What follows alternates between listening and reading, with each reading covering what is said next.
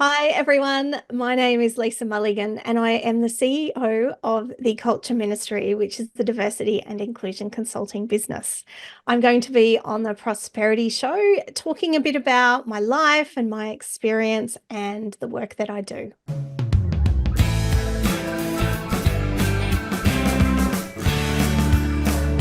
Welcome, our wonderful viewers, to yet another exciting episode of the Online Prosperity Show, where we unravel the secrets of success and prosperity. I'm your host, Prosper Taruvinga, and today we have a guest who is about to sprinkle some serious magic into our discussion. And yes, folks, brace yourself because today promises to be one of those best episodes we've had in a while. We're about to dive deep into the world of diversity, inclusion, and some unexpected sequins with none other than the fabulous Lisa Mulligan. Now, Lisa, how are you doing today?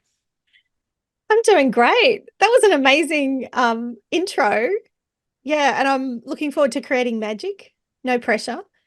Oh, absolutely, absolutely. Don't you worry. I've been looking at your stuff, and I know your topic and what you represent is what a lot of people are, looking out for lately. So I can't wait to dive deep and see what you've been working on. You mean for other people it's quite new, but you've been at it for a while, so it will be good Yeah. to hear it from the source of itself. And for those that are watching, I'd love for you to grab a coffee, a whiskey, just lean in and let's get this show rolling. Now, listen, tell us a little bit about yourself and what led you to found the Culture Ministry. Such a good question. And I might go back a little bit and tell you about a bit about where I grew up and how I came to do this work. So you can probably hear I'm Australian, but I'm currently living in Auckland, New Zealand. And I grew up in country New South Wales. I was born in a town called Armidale and grew up on a dairy farm. I was probably about 10 years old then when my family moved to Brisbane, and my parents, for the most part, then had a hardware store that I worked in. And so I guess I always was working in sort of male dominated kind of areas, being exposed to hardware. I worked in the shop. I served lots of men in that shop because they were fixing things in their houses and doing things in their jobs. So yeah, kind of more industrial kind of constructions experiences, I guess. And then went to university, did a degree in applied science, had no idea what I wanted to do when I grew up, and kind of came out of that study period with, well, I've got to get a job, but I don't even know what that looks like. And I accepted a role in retail at the time. I had lots of experience in retail by then, and they put me in their management development program, which was great. And I got really interested in people and why people behave in a certain way and how you manage people in organizations. And from there, I worked out I wanted to work in human resources. I wanted to work in organizations and to help them be better places to be. I think your job is so important in your life. It gives you a sense of purpose. Obviously, it provides you with an income so you can support yourself and your family. So I always think working is super important, and I wanted to make sure places where people work were good places to work. So then that's taken me on a journey. I've worked in global companies. I've lived and traveled and worked all over the world. I did a big stint in Singapore and in Asia.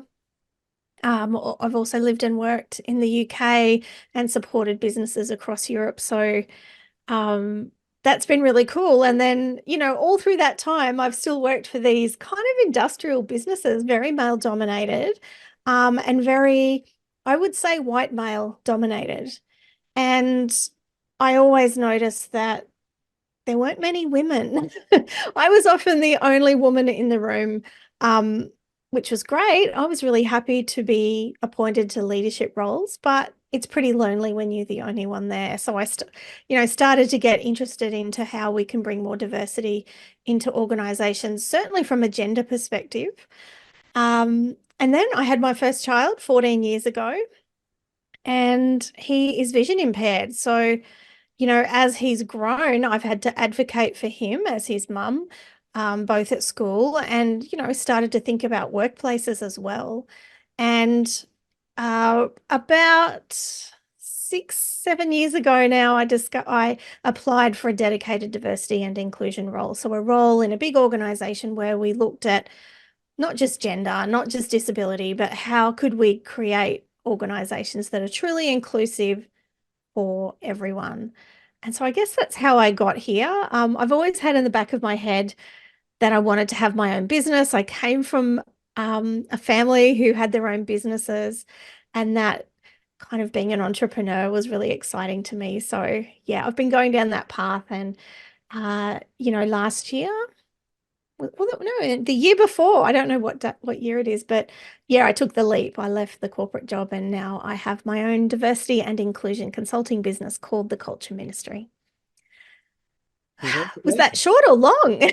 Congratulations. Well, this is your life Thank you. talking about, so you can take as long as you want and as long as it feels right. And I really appreciate you taking us on the journey, and especially starting off from when you were 10.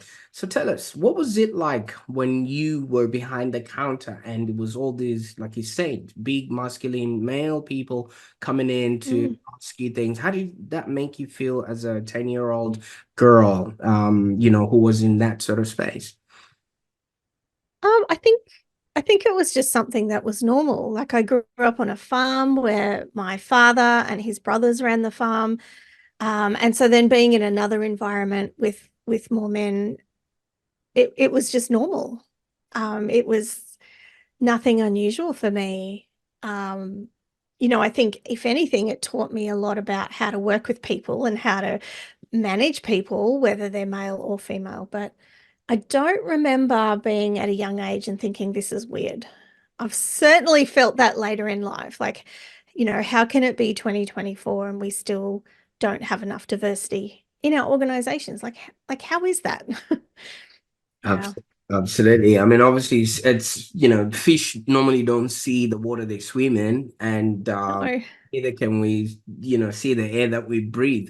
But that would have obviously gotten you to start noticing sort of patterns because humans are recognizing organisms. So when you started going into the, corporate space and started noticing now that there's now a really big dominance in this sort of male industry and you started feeling that loneliness that you alluded to, what is it that you then started to actually do actively to alleviate that?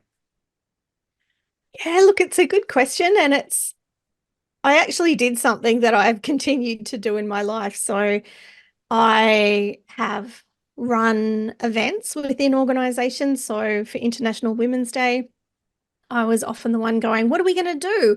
Are we going to have an event?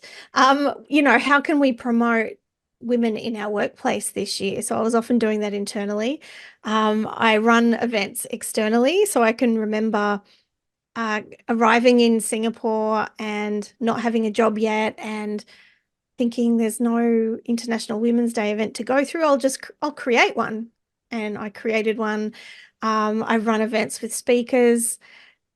So I've done a whole lot of, if it's not there, how can we create it? And how can we highlight that we have a problem in this organization? And depending on the organization, it could be like I worked for a really large engineering company. How can I work with the head of engineering to get more women into our workplace? How can we speak to the women who are already here about how did they how did they get interested in working in this kind of industry? So I think that's the path it's taken me down. But of course, I've had to broaden that because diversity is not just about women. We can't just think about it that way. We have to think of it through there's an incredible amount of diversity in our communities. where we source our people to work in business. So how can we tap into that diversity as well? What are we missing out on that we could have? Yeah.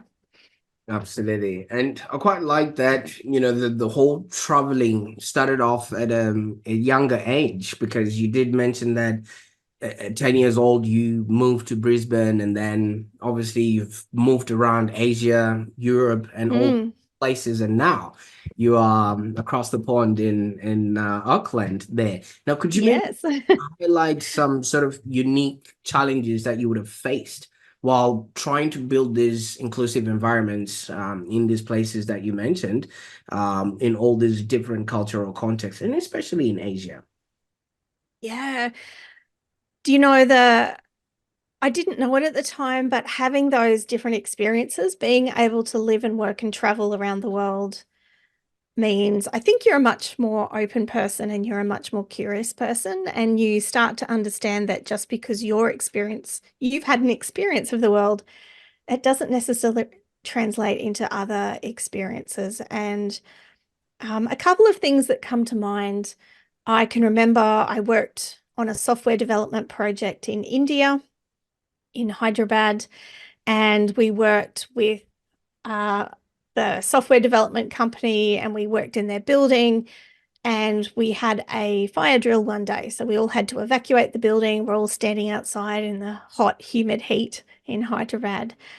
And it was one of the first times that I had noticed I wasn't in the majority. I was this short white woman with blonde hair surrounded by Indian people. And it was fine, but I really noticed it. And then, it makes you realize that, if you don't have diversity in organizations, if you're all the same, and someone who is a bit different comes in, like how do they feel? Do they feel like they're part of something? Do they feel lonely? Do they feel like their voice is not heard because they're not part of the majority? So I can remember that the first time, um, yeah, not being in the majority and what that felt like, and making sure I remember that feeling for my future work. Um, I've had other times where I've been caught up by different cultures where I've had to learn that my approach is not appropriate in that context. And I remember those lessons very, very well. Um, and I think, I am a better leader and a manager because I've worked in those different cultures and I've had to understand, I've had to go through those hard times where I've mucked up, where I might have offended someone and I've had to apologize and try not to do it again. Um, yeah, so I would recommend for anyone like to have an understanding and an experience of a different culture. Not only makes you a better leader or a better business owner, it just makes you a better person, I think. Yeah, and it's enabled me to think, and we were having a chat before we hit record about the experience of refugees and also migrants in countries like Australia, in countries like New Zealand, about how hard that would be to come into a country where you're not the majority, you might not have any resources, you might have landed, you don't know anyone, and what that can be like. And so, how can we build inclusion in our communities for those people? I think, that's a really important thing as well. Absolutely. And you see, the thing that you're tackling here is human nature, Lisa. Humans have always been territorial and, protective of Yeah. resources or whatever area that they are in. And that's also an animal instinct. I mean, if you've got a dog or a Yes. pet, it's always walking around and it's marking its territory, even if it's an area that it doesn't own or it's not in its backyard. Now, how do you then make diversity and inclusion dynamic, or fun or practical in a world where it's instinctively built for people who want to protect the status quo, and where it's often a very serious topic, because the whole build up or upcoming of Australia is a whole diversity sort of a bombshell in and of itself. The people that started this country, trying to have a say. The people that built it are trying to have a say, and the people that are coming in are also trying to have a say. And obviously, everyone wants to protect their own. Yeah. Look, as you were talking, I was thinking of a whole range of things. I thought I might start by I work with a lot of women on in leadership work, and one of the things we talk about is, often women will say, "Oh, I can't do that yet," and I'm not ready for that next role, and it comes from being scared, and it comes from our brains trying to keep us safe, right? And so I often talk about um, that as people, we all have this part of our brain that is trying to keep us safe. And so when something comes along that's new or different, our brains kick in and go, "Hey, I'm trying to keep you safe. So don't like that thing. That's change and that could be dangerous. So, don't do that thing." So that instinct is there from millions of years ago when we had to fight for survival. Like if we didn't stay together with people who were like us, then we wouldn't survive. We might get taken by a lion. And that same instinct now, works if a snake crosses our path, that same instinct. But for the most part, we're safe, right? And so, like I say, well, think of that as, our brain is trying to keep us safe, but we don't need to be safe from lots of things in the modern world, right?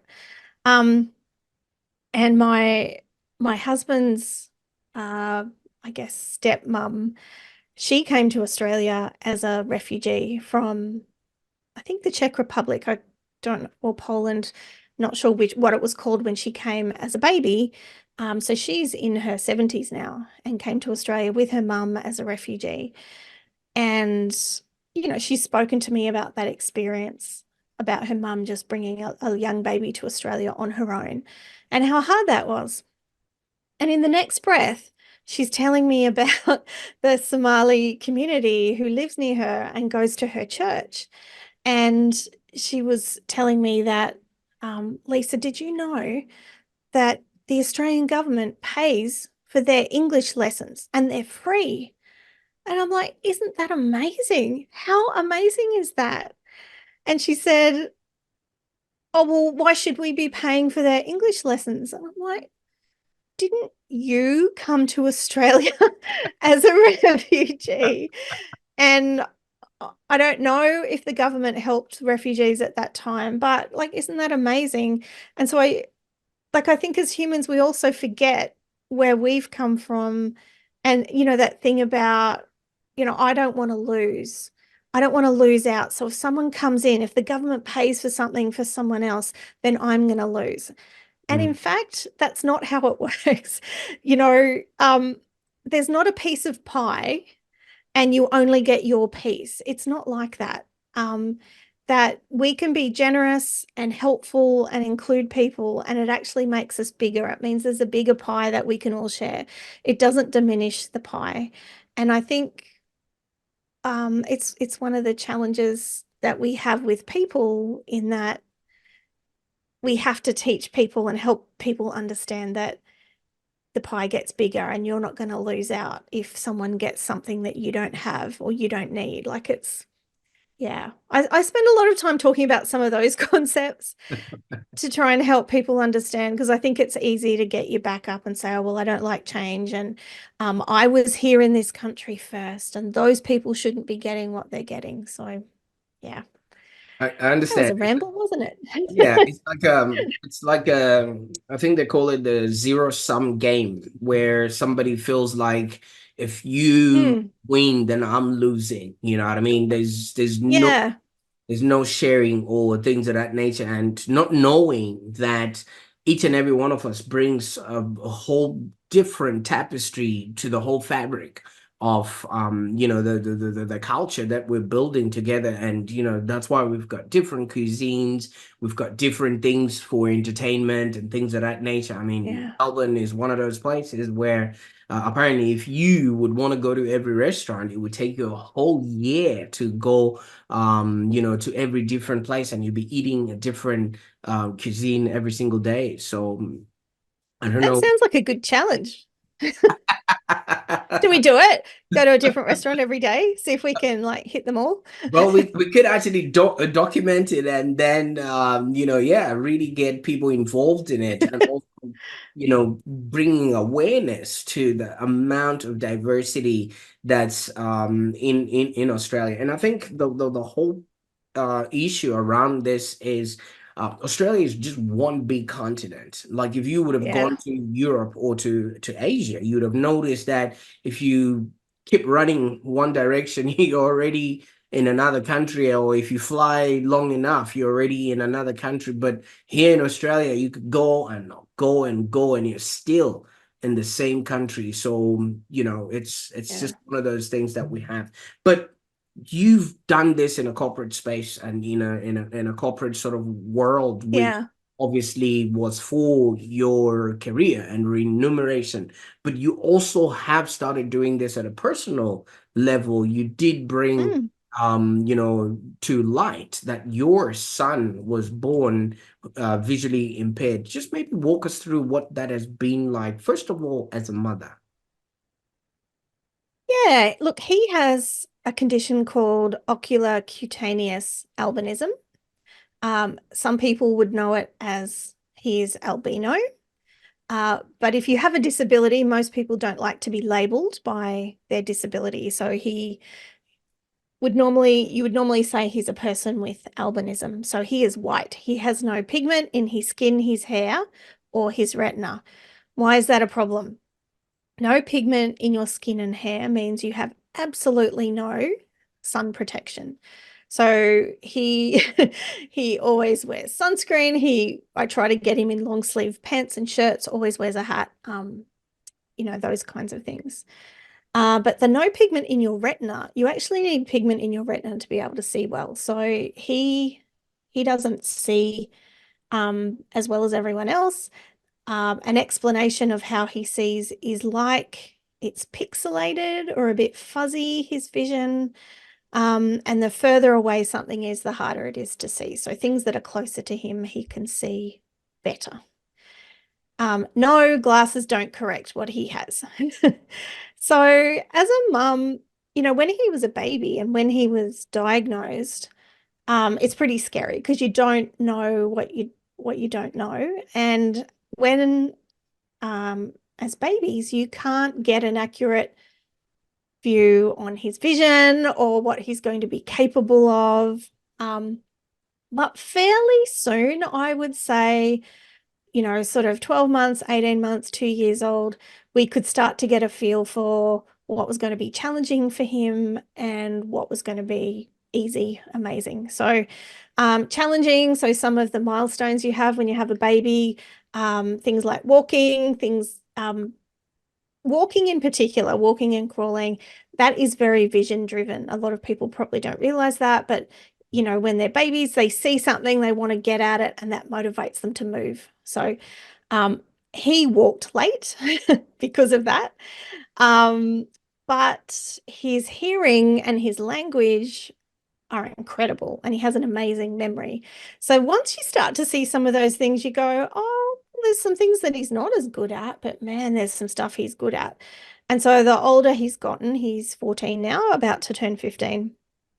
There's lots of things he's really good at. He goes to a regular school. He can navigate the school. He rides his bike to school a couple of kilometers. Um, so for the most part, there's stuff he cannot, like he can pretty much do everything, I guess. Yeah. Yeah. Cool. But, I'm still advocating at the schools to say, can you make the print a bit bigger in his worksheets? Can he sit at the front of the class? Some of those things. Yeah. Absolutely. And that sort of perspective in your personal life, how has that really enhanced the work that you're now doing? now that obviously from a younger, you had to be exposed to the normal gender type inclusion Mm. setup, and now you've got this, which also presents so many, different inclusion aspects. Yeah, I think what it's shown me is that people are so clever, and just because they can't do one thing, just because my son has to have bigger font or sit closer to a screen, doesn't mean he can't do amazing other things. And I think in organizations, we don't get that. We don't, even if we're not thinking about a person with a disability or a person from a different cultural background or a person with a different sexuality, even before we get to that, even when we're recruiting people, often they have to fit a certain box, they have to have a certain amount of experience. We don't recruit for potential, we don't recruit for learning agility, people who can go out, learn something quickly, pick it up, use their past experience and apply that to a new situation. Now, of course, there's some uh, jobs and careers where you do need qualifications. Engineering's a good one. Being a doctor, those kinds of things, maybe being an accountant. We want people who are good at maths. But, we don't even think about diversity when we're just filling like diversity of experience when we're thinking about filling roles. Then and we don't broaden that to, well, what else is out there that could come to our organization and do, add amazing things to what we do. We often don't think of that way about it that way. I think this in and of itself, this aspect, this unique personal experience that you've gone through Mm, is, I think, what makes you a very unique consultant, because you've got lived experience of what really needs to be out there. Whereas some people are just going at it based on, maybe just a thought process or things of that nature. yeah. Would you maybe Yeah. want to comment on that a little bit? Yeah, I think so. I think what it's taught me is I know a bit about um people with disabilities, but only one disability, only only people who are vision impaired. But what it's made me is curious about, well, what are the other forms of diversity out there and how can we support those so that everyone can access work? And it's not about me being the expert, it's about me being curious about, okay, how can we make a workplace accessible so everyone can do the work they want to do? Um, and I think that's important because I have a course where I teach diversity and inclusion practitioners how to do their job. And they always come with some lived experience in some area, whether, they've been discriminated against in some way. They've always been the underrepresented person. So they often come with that. So like I come with experience of gender and disability. Most people come with something. The piece that I teach is that how do you navigate the organization? How do you work out what your strategy should be? How do you get people on board with your strategy? How do you work out what your actions are going to be for the year? How are you going to measure progress? How are you going to keep on track when things are not going so well? So I always talk about, there's two sides to this work. And one is that lived experience. One is being curious about what barriers do we have in the organization and how can we address them? And the other is how do we navigate organizations, particularly big ones? I've worked for organizations with nearly 60,000 people. They are trying to get change to happen in an organization like that's pretty challenging. So how do you do that? How do you communicate? Yeah. So I use both parts of my experience, my lived experience, plus my experience working for global companies. Yeah. Mm. And I do think that's unique. You're right. Absolutely. Because yeah, that puts Yeah. you in a very different position than all the other people out there. So congratulations for you seeing that. Now you went on and started, your brand. I'm actually being tempted to call you the minister of culture. Yeah. You went on and started your brand through social media and podcasting before you actually took the leap, Yeah. from your corporate job. Could you maybe walk us through what that was like, trying to navigate, the whole creator world while you're still also trying to make sure that you do what is expected of you in your corporate position? Yeah. Now, anyone who's worked in a full-time corporate diversity and inclusion role knows how emotional it is and how tired you are. But I was always committed that, that's my priority when I was doing that role. I was doing a full-time role. I was getting up early doing calls. I was staying up late doing calls. That was my priority. But I knew in the future I wanted to start a business because I wanted to be in control of my own destiny. I'd had a couple of redundancies in my career, and I just felt like I don't want to be at the behest of someone else's decision. I wanted to be in control.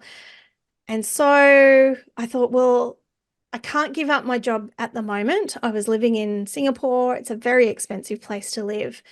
You need to be having a job to live there. So I thought, well, I'll start doing things for my business. So I started the podcast.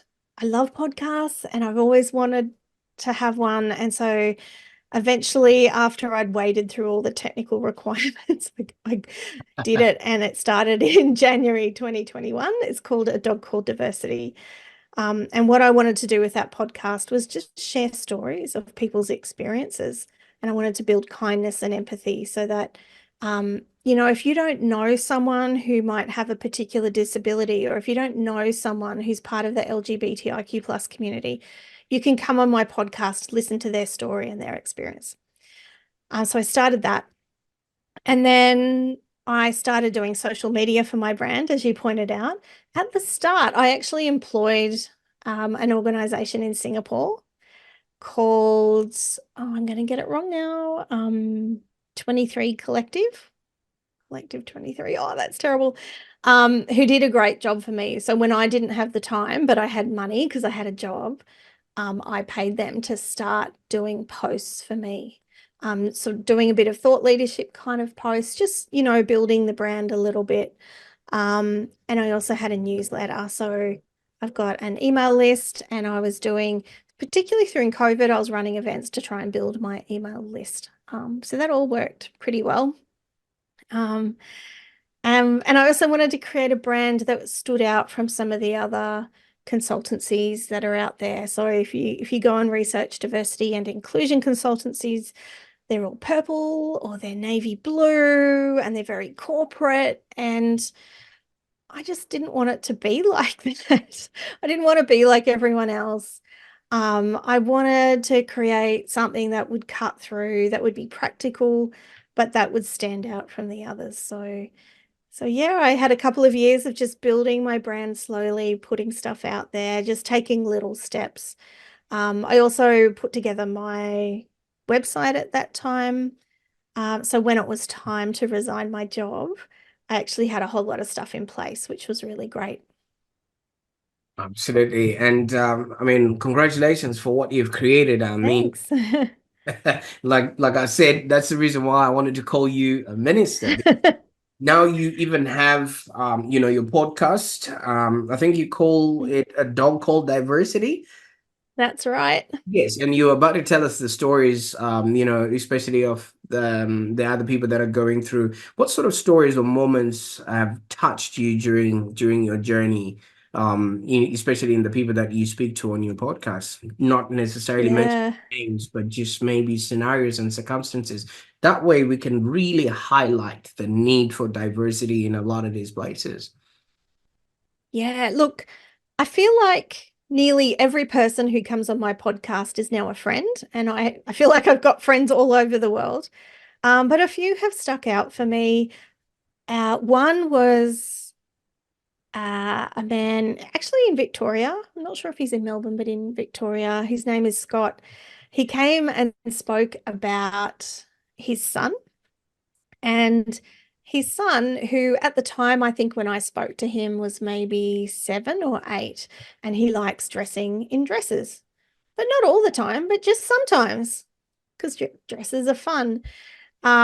And so he then started to write books about his son and that experience about wearing dresses so that other kids could understand that it's all okay.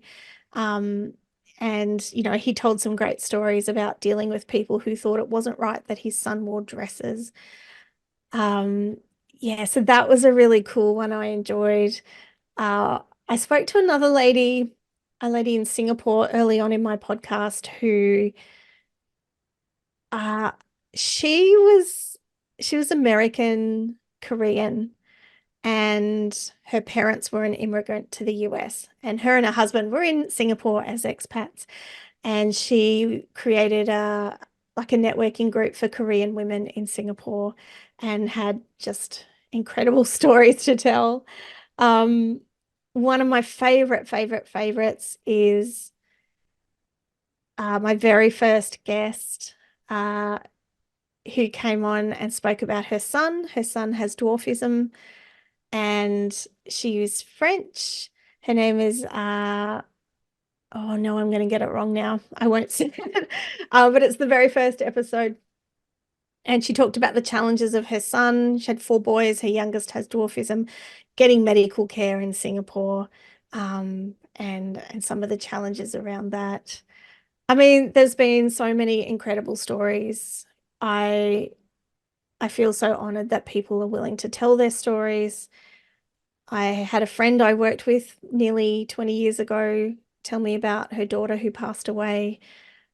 Like you just like that is such an honor to share someone's story like that. So yeah, I'd say to the listeners, go have a listen. There's some amazing, and you'll find something that will interest you. There's so many diverse stories on the podcast. Absolutely. Now, not only do you have the podcast, you also have a club because I viscerally believe that representation matters. Now, what sort of Yeah, unique offerings does this club bring, to members, and how can people be a part of this club? sure. So if you work in diversity and inclusion in an organization, the amount of information out there in this subject space is overwhelming. So, the first thing I built as part of the Culture Club is a whole lot of resources, but they're highly curated. So, if you're looking for something to help you measure gender pay gap, I've found the organizations that do that best and have the tools that do that best. If you're wanting to know what works to improve gender diversity in senior leadership, I've got the pieces of research that back that up. But if you do a Google search on some of these things, if you're sitting in an organization and you've got to do some work and you do a Google search, it is overwhelming what you get. So I really wanted to create a resource for people that they could come in and go, okay, what are the two or three things I should be looking at on this topic? And so I've created a library, an online library for those things. So, and in different identity areas. So in gender, data, race and ethnicity, the LGBTIQ plus community, disability, a whole range of stuff like that. So that's one thing. I also have regular events that people can come to and learn about. And then I package in, depending on the company, um, coaching or presentations. So for one large bank I worked for, I did quarterly updates for the D&I team about what's happening in the market, what's coming up, what governments are thinking of changing legislation that might impact on your business around gender or around healthcare, whatever those things are. I also do coaching with employee resource groups and employee resource group leaders. So yeah, so I can package a range of things depending on the organization. Fantastic. So, what will be the easiest way for people to either join the club or start listening to the podcast, maybe as an entry point to be closer Yeah. to the minister? Yeah. Well, I have a website which is www.thecultureministry.com. And you can find information about the Culture Club there and also links directly to the podcast. So Yeah, and you're welcome to get in touch with me. My email address is lisa.mulligan@thecultureministry.com. Absolutely right. See, earlier on, when I asked you if that was a cat, I was actually a little bit disappointed because I thought those were pom poms, Lisa. Ah,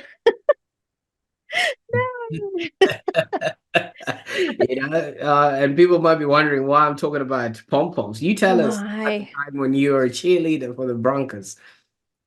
I was. So, if you're in Australia and you follow the Broncos, many years ago, I was in the Broncos cheer squad, which was just the most fantastic experience. Mainly because we got to travel to the US. We went to cheer squad camp at the University of Southern California. I mean, who gets to do that? And at the time when I was in the cheer squads were pretty new in Australia. I don't think we really knew what we were doing. Right. And the Broncos actually brought in a professional cheer squad leader to run the squad, which was really cool. So yes, I don't tell that story very often. You're very lucky, Prosper. Well, there you have it. You see, I was like, oh, pom poms. Oh, no. It was the cat's tail. Yeah. Yeah, I thought you were going to give us a bit of a routine, and then show us. But then maybe because Next time. maybe Next time. because you're the minister now, we Ah, Fantastic, fantastic. Now, obviously, we've learned a bit about you starting off in the hardware shop and your travels around the world and things of that nature, and how you're dealing with your son and you're navigating that. And now you've started your own, business, a culture ministry in and of itself. What's next? What's in the horizon for culture ministry and Lisa Mulligan? Are we going to see you at the next game? Because I was checking when the next game is. They're playing the Roosters on the 3rd of March. well, I won't be at the Roosters Broncos match. No. What's next? Look, this year is really about trying to build work with our leaders in organizations because our people who are in leadership roles in in organizations have the biggest impact on whether people feel like they belong. So I'm going to be doing lots of work on inclusive leadership. So and I'm really looking forward to that because there's some great leaders out there and there's some that might need to come on the journey a little bit. But yeah, I've got some great programs to work on this year. Absolutely. Well, Lisa, I can't thank you enough for leaving your ministry position for an hour to spend the time with me. And yeah, just give us an insight into your world and, what it is that you're actually doing for diversity and inclusion out there, and especially helping other people Yeah. feel like they belong. So hats off to the work that you're doing. And on behalf of everybody else that gets to benefit the things that you're doing, thank you so much because we need more advocates out there. Oh no, thank you. It's been an absolute pleasure meeting you and being on your show. I'm loving the work you do, Prosper. Thank you. Absolutely. And there you have it, folks. The minister has spoken. I might just get a position within the ministry there, communications or podcasting, I don't know. But it's been a whirlwind of insights, laughter, and pom poms, courtesy of our amazing guest, Lisa. But wait, before you dash off, I just want you to remember to hit that subscribe button and watch maybe this episode again for there's a lot of golden nuggets that you might have missed because when people are talking, you get engaged in the story and then you might miss out the actual point. So I would advise that you listen to this again or send it to somebody who really needs it, especially your boss. All right. Let him watch this on his next coffee break, just in case. Or her. Oh, yes. Oh, Or her. her. Look at me not being very inclusive there. That's why we've got the minister on the show to really That's guide why. and show us exactly how things are done. But I encourage you to join us next time for more incredible conversations and revelations right here on the Online Prosperity Show. You never know who we're gonna have behind the scenes. Until next time, keep thriving, keep being inclusive, keep diversity out there, keep smiling, and keep shining bright. Bye for now.